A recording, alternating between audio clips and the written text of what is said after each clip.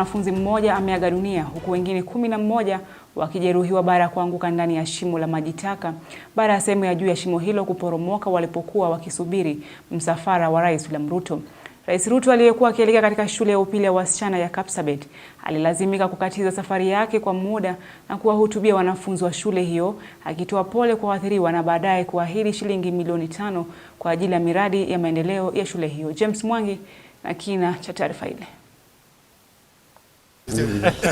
Ziara ya Rais William Ruto kaunti ya Nandi Alhamisi iligeuka kuwa majonzi kwa shule ya wanafunzi wasio na uwezo wa kusikia ya Kapsabet baada ya mkasa uliopelekea kifo cha mwanafunzi mmoja huku wengine 11 wakijeruhiwa. Mkasa huu ulitokea baada ya wanafunzi hao kuanguka ndani ya shimo la maji taka walipokuwa wakisubiri msafara wa Rais Ruto.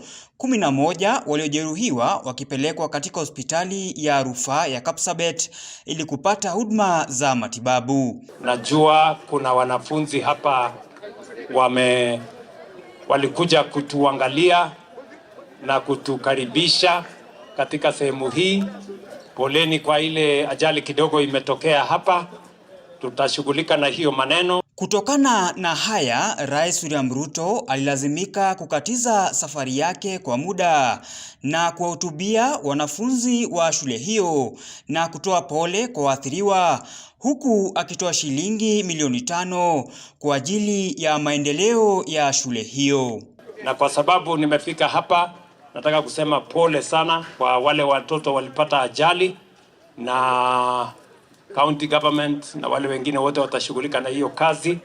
Lakini hata mbali na hiyo, pia tumepata nafasi ya kuangalia shule yenu, na najua ya kwamba hapa mnahitaji mahitaji kiasi na mwalimu. Kwa sababu sasa mimi nimefika hapa, nitakuachia shilingi milioni 5.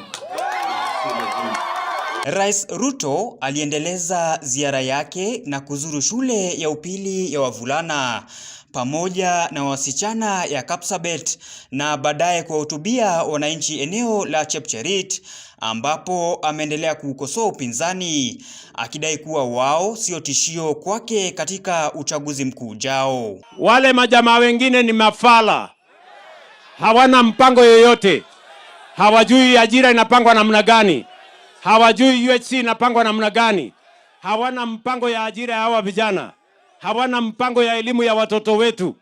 Kazi yao ni fitina, ukabila, ubaguzi, kasheshe na mambo ya vitimbi. Hawa watu tutawanyorosha asubuhi na mapema. Tutawamalizia hapo kwa breakfast. Hata hawafiki lunch, tunawamalizia kwa breakfast. Tuendelee na kazi.